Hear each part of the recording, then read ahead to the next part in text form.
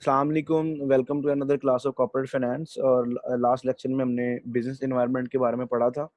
Business environment में हमने पढ़ा था कि सोल प्रोप्राइटरशिप क्या है, पार्टनरशिप क्या है, जॉइंट स्टॉक कंपनी और लिमिटेड लायबिलिटी कंपनी क्या है।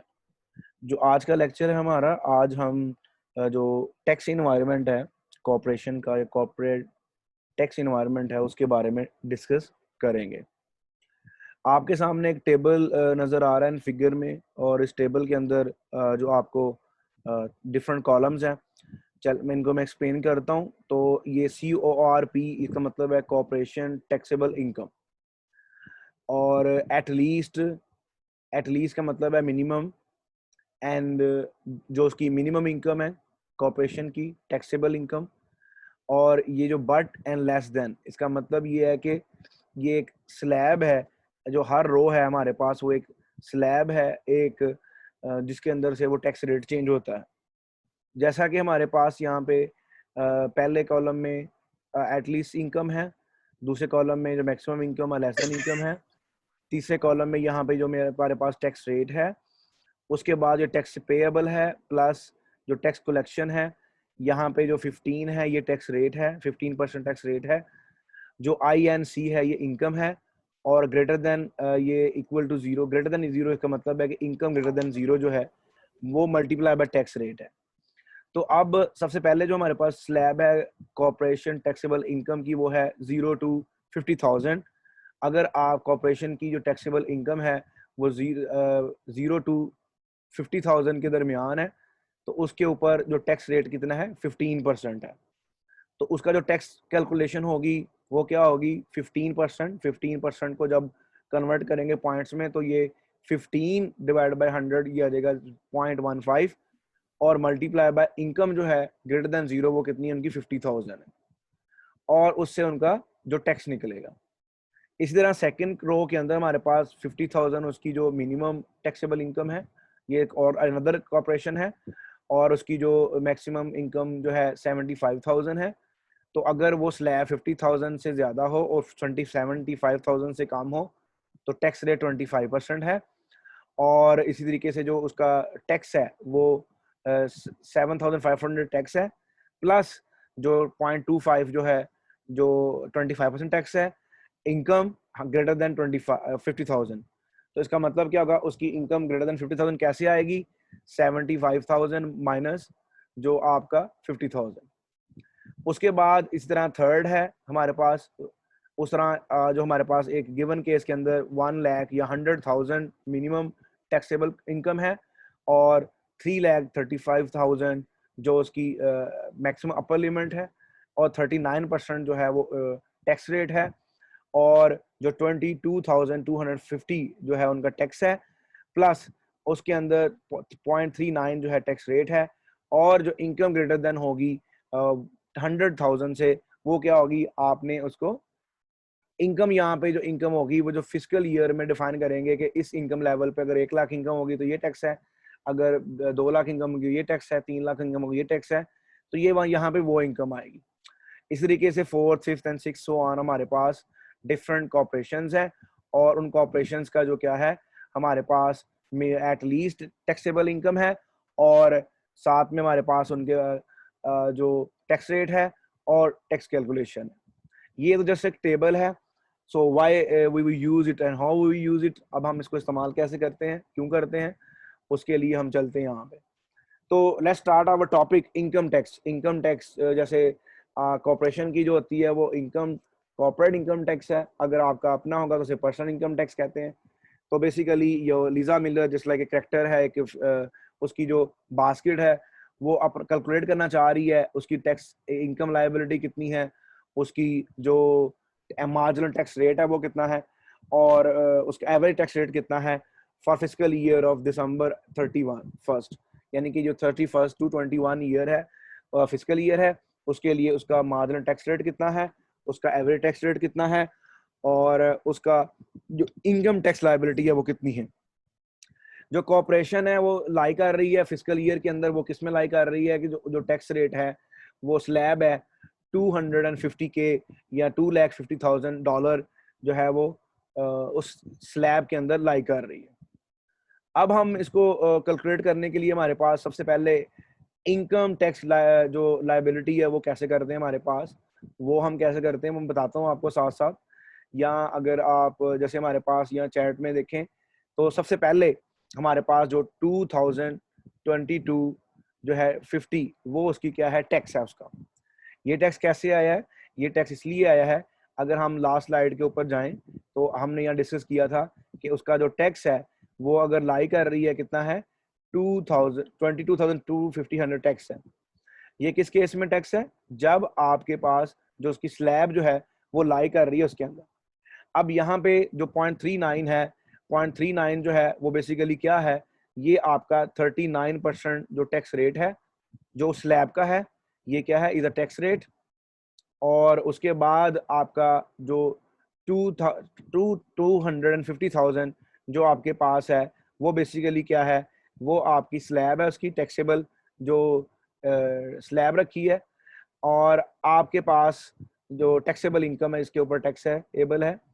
और उसके बाद जो आपके पास 100,000 है वो आपका जो मिनिमम जो कॉर्पोरेशन की जो टैक्सेबल इनकम है, कॉर्पोरेशन की ये क्या है टैक्सेबल इनकम। तो उसके बाद उस कैलकुलेट करने के लिए हमारे पास क्या आ जाएगा, इक्वल्स टू जो 22,000 एंड 250। इसमें हम प्लस करेंगे क्या, इसमें हम जो टैक्स निकालेंगे कैसे निकालेंगे, 0.39 कैसे आया, 39 जो है बेसिकली ये टैक्स रेट है, मल्टीप्लाई बाय जो इनका जो डिफरेंस है, किसका डिफरेंस, टैक्सेबल इनकम और मिनिमम टैक्सेबल इनकम और टैक्स स्लैब के अंदर। वो हमारे पास गिवन केस के अंदर कितनी है 250,000 माइनस जो मिनिमम टैक्सेबल इनकम है कॉर्पोरेशन की वो कितनी है 100,000। और जब इसको कैलकुलेट करेंगे then we have a 22,250 plus जो 58 एंड 500। अब इन दोनों को जो ऐड करेंगे तो ये 80,750 जो है उनकी इनकम टैक्स लाइबिलिटी है उस कॉर्पोरेशंस की। अब मार्जिनल टैक्स रेट्स में कितना है, मार्जिनल जो टैक्स रेट है हमारे पास वो क्या है बेसिकली, वो हमारे पास क्या है 39%। अब 39% है, इसका मतलब क्या है मार्जिनल टैक्स रेट का, मार्जिनल टैक्स रेट का मतलब ये है कि अगर आपकी इनकम, अगर आपकी जो टैक्सेबल इनकम अगर आपकी इंक्रीज होती है 100 रुपीज, ठीक है, आपकी इनकम इंक्रीज होती है, देन यू नीड टू पे 39 रुपीज टैक्स, ठीक है। तो इसका मतलब ये कि जैसे जैसे आपकी इनकम इंक्रीज होगी आप उसका 39% जो है वो टैक्स देंगे, that's a marginal tax rate. तो ये बेसिकली हमें क्या बताता है, जो चेंज इन इनकम जो आपकी जो बेसिकली ये आपको बताता है जो मार्जिनल टैक्स रेट है कि आपकी इनकम कितनी इंक्रीज हुई और टैक्स कितना आपने पे किया। तो आपके इस केस के अंदर तो ये आ जाएगा टैक्स ओवर इनकम। तो इसका मतलब ये हुआ कि जितना आपकी इनकम इंक्रीज होगी, जैसे जैसे आपकी इनकम इंक्रीज होगी वैसे वैसे आप जो टैक्स रेट पे करेंगे। उसके बाद आगे हमारा है, हमने कैलकुलेट करना था एवरेज टैक्स जो है, वो एवरेज टैक्स जो है वो कैसे निकलेगा। जो एवरेज टैक्स है बेसिकली वो कैसे निकलेगा, हमारे पास जो एवरेज टैक्स रेट है वो होता है income tax liability divide by total taxable income या स्लैब। तो इसका मतलब क्या होगा कि आपने जब एवरेज टैक्स कैलकुलेट करना है, एवरेज टैक्स रेट कैलकुलेट करना है, तो वो कैसे आएगा, वो आएगा आपकी जो इनकम टैक्स लाइबिलिटी है और उसको जब हम डिवाइड करेंगे जो टैक्सेबल इनकम कॉर्पोरेशन की है, जो हमने लास्ट स्लाइड में डिस्कस किया था यहाँ पे कि आपके पास जो कॉर्पोरेशन की टैक्सेबल इनकम वो कितनी है 250,000, ये आपकी टैक्सेबल इनकम।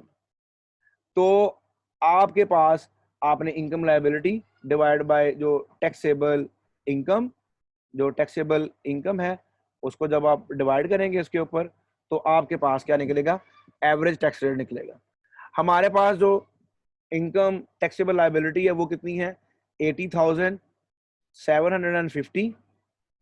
ये हमारे पास टैक्सेबल जो है इनकम टैक्स लायबिलिटी है। इसको हम डिवाइड करेंगे किसके ऊपर, टैक्सेबल इनकम के ऊपर।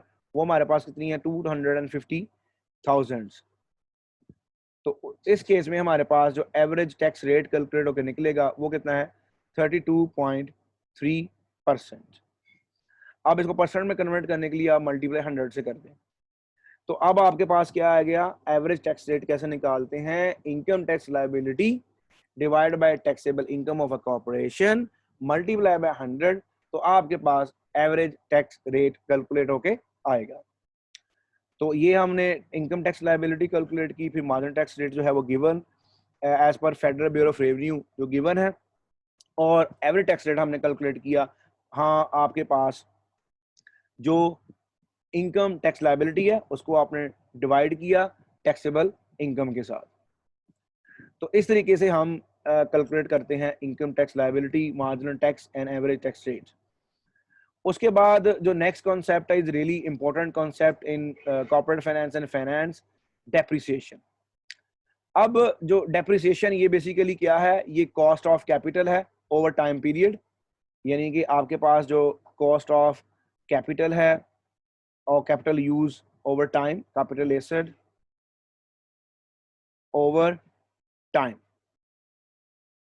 तो ये आपका क्या है, ये कॉन्सेप्ट है डेप्रिसिएशन का। अगर आप इसको आसान जबान में हम कहें तो इसको हम ये भी कह सकते हैं कि ये are decrease in value, a decrease in value of corporation और कंपनी। ठीक है, value of companies property, companies companies property,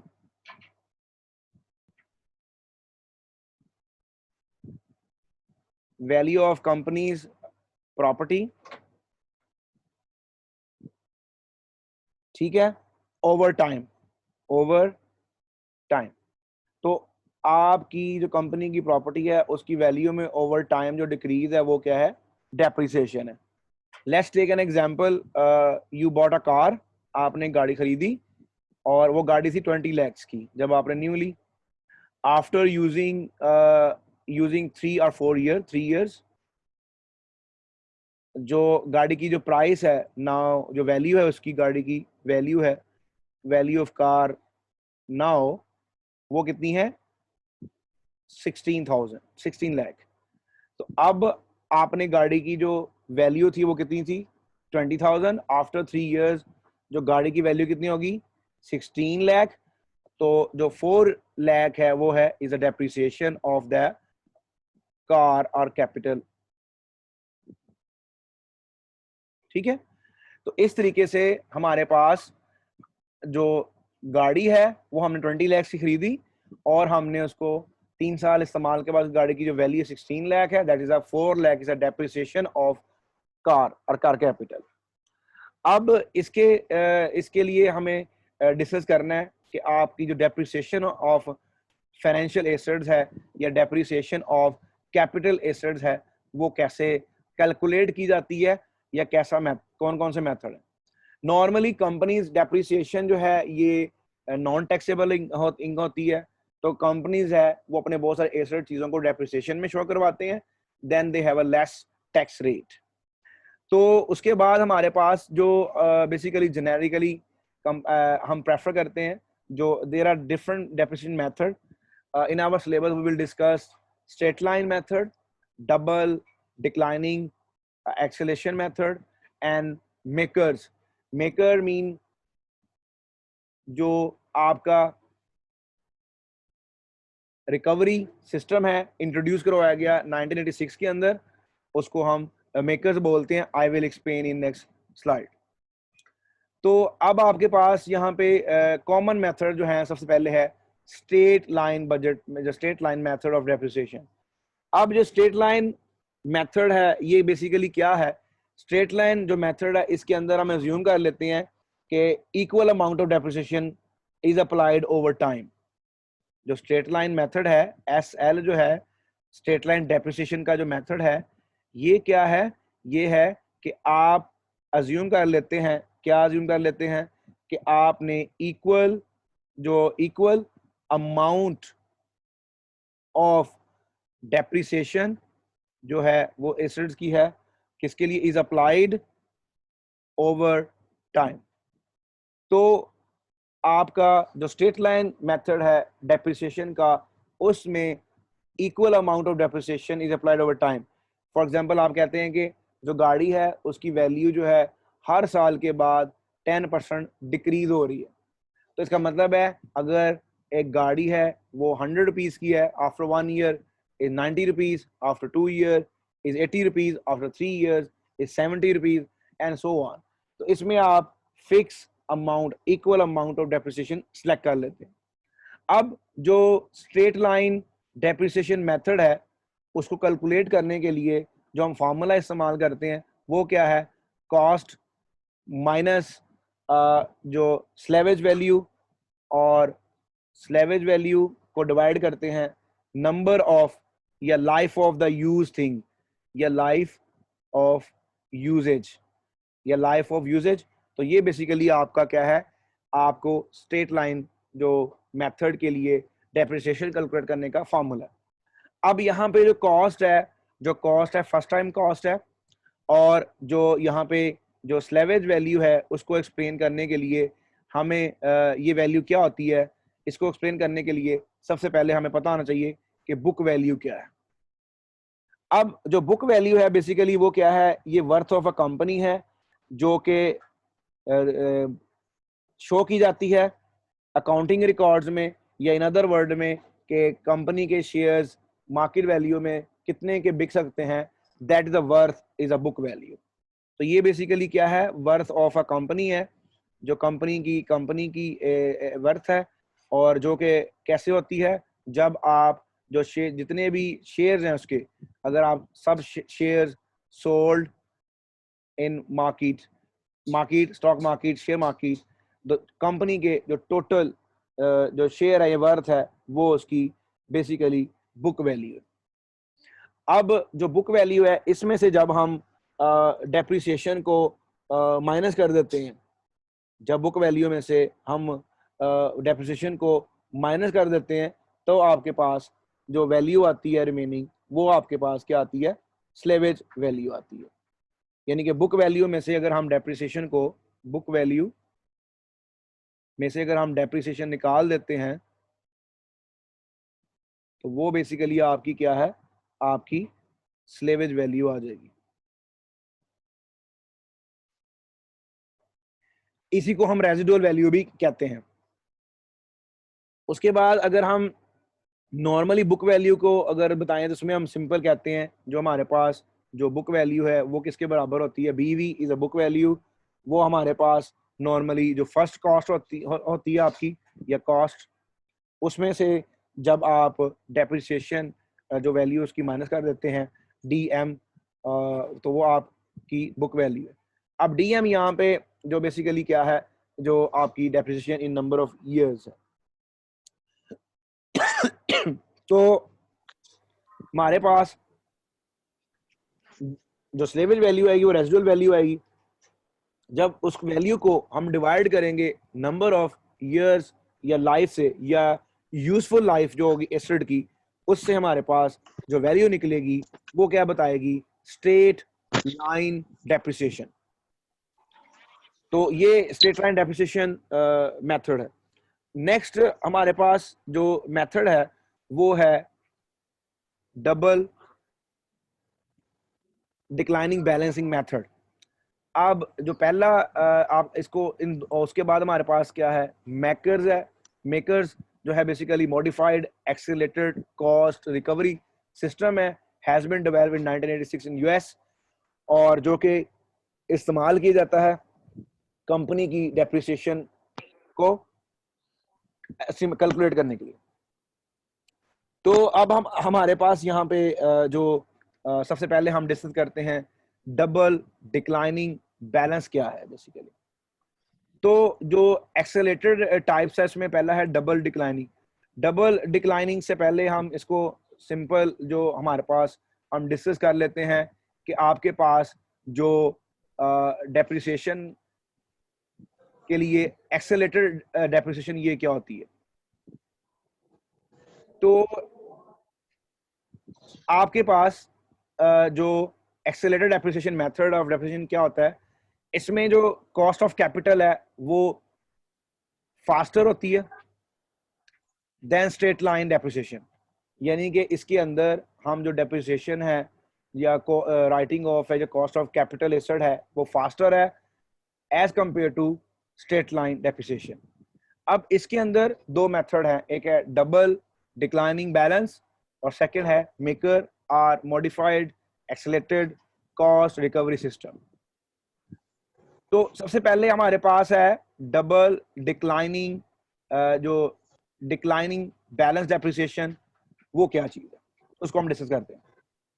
तो हमारे पास जो डबल डिक्लाइनिंग बैलेंस ये डेप्रिसिएशन है, इसमें होता क्या है कि हम इनिशियल वाले जो ईयर्स में हम कहते हैं कि जो डेप्रिसिएशन है वो हायर होगी, और इनिशियल फ्यू ईयर्स के अंदर डेप्रिसिएशन जो एक्सपेंसेस हैं वो हायर होंगे, और लेटर जो ईयर्स होंगे उनमें डेप्रिसिएशन एक्सपेंसेस जो हैं वो आपके कम होंगे। नॉर्मली कंपनीज ये काम इसलिए करती हैं कि अगर इनिशियल ईयर्स में जो कंपनी का टैक्सेबल इनकम या टैक्स है वो कम हो, तो डबल डिक्लाइनिंग मेथड इसको इसलिए कहते हैं कि इसमें डबल डेप्रिसिएशन जो होती है कैलकुलेट करते हैं।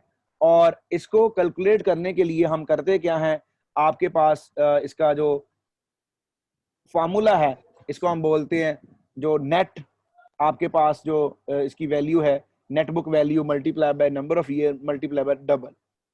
तो जो आपके पास जो फार्मूला है डबल डिक्लाइनिंग बैलेंस का DDB, ये फार्मूला कैसे कैलकुलेट करते हैं, इज इक्वल टू, यहाँ पे हमारे पास सबसे पहले हम मल्टीप्लाई करते हैं m is a number, is double declining method, and then number of years used in life या लाइफ ऑफ यूजफुल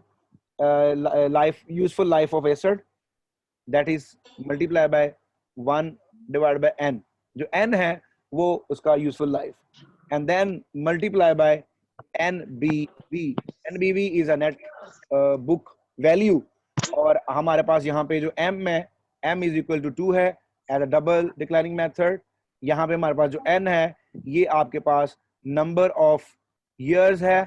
क्या नंबर ऑफ ईयर्स है, जो आप यूजफुल लाइफ है एक एसेट की उसको आप क्या बोलते हैं, वो आपका n नंबर ऑफ ईयर्स। उसके बाद हमने लिखा है NBV।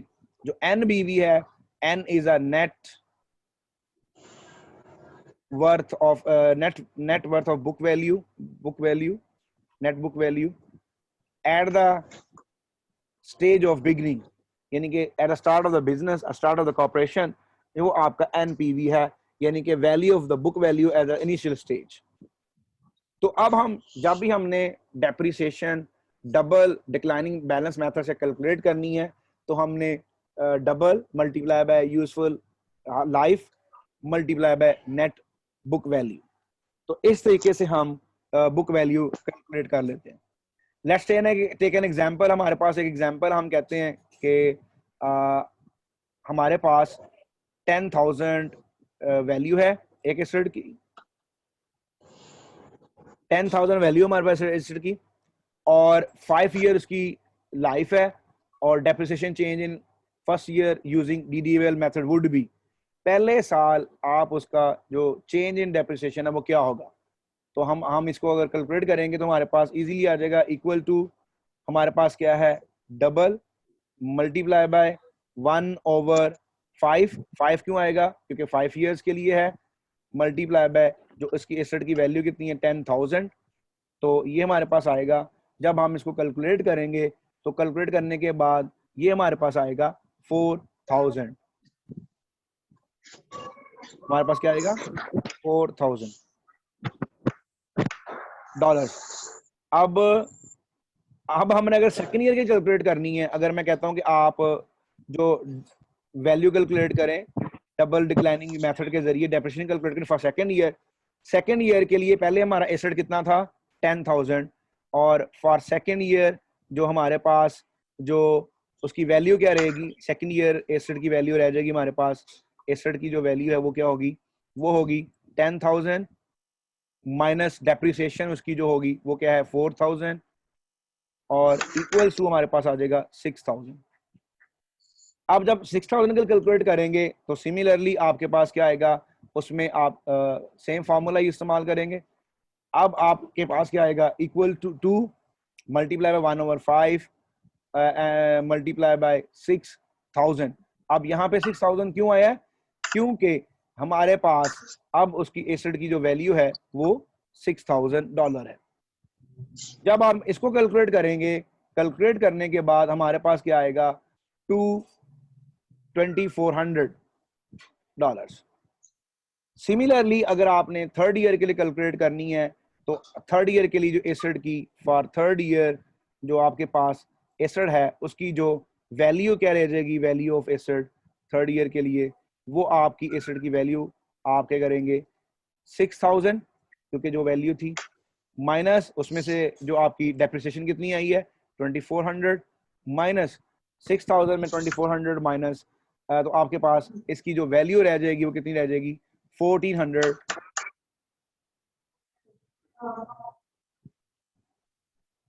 ठीक है, तो आप इसकी वैल्यू रह जाएगी आपके पास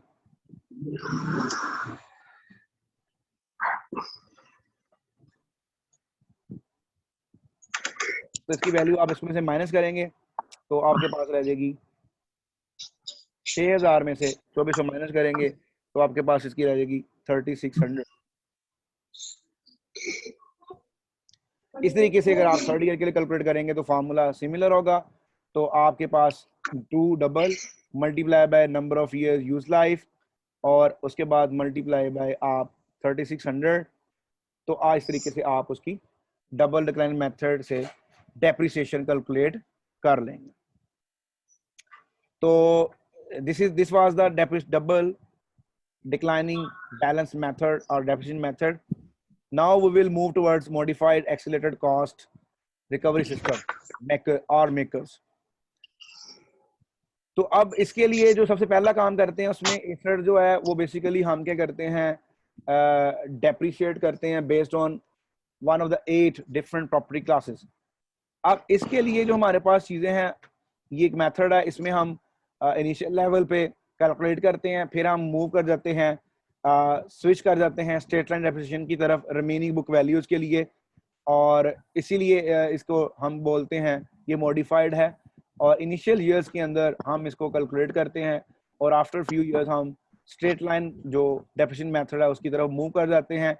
और जो नॉर्मली हमारे पास जो एसेट्स हम लेते हैं उसके अंदर हमारे पास जो मशीनरी है, हमारे पास इक्विपमेंट है, हमारे पास रियल स्टेट्स है, ये वन ऑफ द 8 जो है हमारे पास चीज़ें हैं जिनको हम यूज़ करते हैं मेकर इस्तेमाल करते हुए कैलकुलेट करने के लिए किसको, डेप्रिसिएशन को। तो उसके बाद हमारे पास जो जनरली हम लेते हैं कन्वेंशन हाफ ईयर यूज़ करते हैं एसेट की, चाहे वो उसकी स्टार्टिंग डेट परचेजिंग कुछ भी हो। उसके अलावा हम जो डेप्रिसिएशन होती है इसमें कैलकुलेट करते हैं और डबल डिक्लाइनिंग मेथड से और स्ट्रेट लाइन से, लेकिन हम स्विच कर जाते हैं जो डबल डिक्लाइनिंग मेथड से स्ट्रेट लाइन की तरफ। तो let's take this an example. In this example you can see हमारे पास जो फर्स्ट कॉलम है ये ईयर्स है, सेकेंड जो हमारे पास डेप्रिसिएशन कैलकुलेशन है, थर्ड हमारे पास डेप्रिसिएशन चार्ज है, और फोर्थ हमारे पास नेट बुक वैल्यू है। एट द 0 ईयर हमारे पास जो बुक वैल्यू हमारी कंपनी की वो कितनी है 100,000 है। एट द फर्स्ट ईयर में हम क्या करते हैं, हाफ यूज करते हैं। ये 0.5 जो है हाफ का है, ये 2 मल्टीप्लाई उसी तरीके से जो डबल का है 1/5 5 ईयर्स है मल्टीप्लाई बाय एसेट जैसे हमने कैलकुलेट किया, तो उसके हिसाब से 20,000 डेप्रिसिएशन है। तो बुक वैल्यू कितनी रहेगी 100,000 माइनस 20,000 इज इक्वल टू 80,000। अगले साल के लिए क्या है, डबल है, डबल अकाउंटिंग मेथड है, 2m है, 1/5 जो है वो आपका यूजफुल लाइफ ईयर्स है, मल्टीप्लाई बाय 80,000 है, और अब इसको जब कैलकुलेट किया तो 32,000 आ गया, और हमारे पास अब बुक वैल्यू क्या आ गई, 80,000 माइनस 32,000, 4,800। इसके बाद थर्ड ईयर के लिए सिमिलरली हमने कैलकुलेट किया, हमारे पास जो चार्ज आया 19,020 एंड 28,800 हमारे पास बुक वैल्यू। अब हमने मूव कर लिया किसकी तरफ, स्ट्रेट लाइन जो मेथड है डेप्रिसिएशन का उसकी तरफ। वो कैसे कैलकुलेट करते हैं, आपके पास जो उसकी वैल्यू है, बुक वैल्यू है, जिसको और divide by number of years useful life, तो 28,800 divided by 2.5 years, and then we have a 11,025 depreciation charge, and net book value is 17,288। क्यों, हमने 28,800 में से माइनस किया 11,520, तो हमारे पास ये आ गया। Similarly we have calculated all this. तो हमने फोर्थ, फिफ्थ और सिक्स जो है हमारे पास, यहाँ पे हम डबल डिक्लाइनिंग मेथड से हम मूव कर गए किसकी तरफ, डेप्रिसिएशन की तरफ। अब आप इसको दोबारा रिकॉल कर लेते हैं एक दफा अच्छी अंडरस्टैंडिंग के लिए। जैसा कि हमारे पास पहली जो गिवन केस है, गिवन केस के अंदर हमारे पास यहाँ पे क्या है, 0.5 है, हाफ ईयर का शो करता है, जो 2 है ये m है, जो 1/5 है, 5 year is a useful life of 100,000 जो है वो बेसिकली हमारा क्या है, हम उसको एस्टेट है हमारा। जब हम इनको कैलकुलेट करते हैं तो 20,000 डेप्रिसिएशन है, तो 20,000 डेप्रिसिएशन है, तो हमारे पास जो आफ्टर 1 ईयर जो उसकी वैल्यू क्या रहेगी, 100,000 में से माइनस जो 20,000 माइनस करेंगे तो हमारे पास रिमेनिंग क्या रह जाएगा, 80,000। जो 80,000 है वो क्या है, हमारा book value for next year. इसलिए नेक्स्ट ईयर के लिए हमारे पास 2 multiply by number of useful life of asset multiply by 80,000 is a book value now. फिर हमने कैलकुलेट किया, हमारे पास 32,000 आया, वो हमारा क्या आया, डेप्रिसिएशन चार्ज आया। उसके बाद हमने इसको 80,000 में से माइनस किया तो 48,000 हमारे पास डेप्रिसिएशन बुक वैल्यू है। सिमिलरली हमने अगले साल के लिए कैलकुलेट किया, after third year, fourth year में हम मूव कर गए जो मेथड है स्ट्रेट लाइन मेथड की तरफ।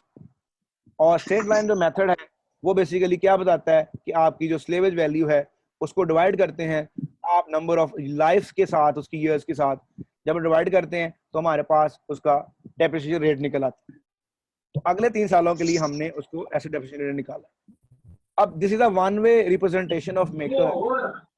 अब अगर हम इसको अदर वे में देखें तो हमारे पास ये अदर वे है जो शेड्यूल है, इसमें टेबल के अंदर जो हमने फॉर एग्जांपल कैलकुलेट किया 20%, 32%, 19%, 11.52% ये परसेंटेज निकाली है। ये कैसे आई है, इस एग्जांपल में देखें, इसको कन्वर्ट करें परसेंटेज में तो ये 20.00% है, ये 30.00% है, 19.0% है।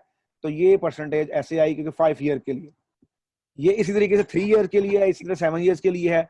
यानी कि आपने जब इसको कैलकुलेट करना है तो यहाँ पे आप 3 ईयर्स के लिए कैलकुलेट करेंगे तो आपकी वैल्यूज इस रेट चेंज से आएंगी। अगर आप इसको 7 ईयर्स के कैलकुलेट करेंगे इसकी लाइफ को तो आप 5 की जगह 7 को पुट करेंगे। तो इस तरीके से आप उसको शेड्यूल को रिप्रेजेंट कर पाते हैं। उसके अलावा हमारे पास कुछ अल्टरनेटिव है कि minimum tax special equal alternative है कि स्पेसिफिक टैक्स कर देते हैं, 20%, 30% टैक्स देती है, या हम कह देते हैं कि क्वार्टरली पे करें कि 25% आपने अपनी इनकम, टैक्सेबल इनकम का हर साल, हर क्वार्टर में पे करना। तो this was the tax environment lecture today. We will discuss next topic next class. Thank you.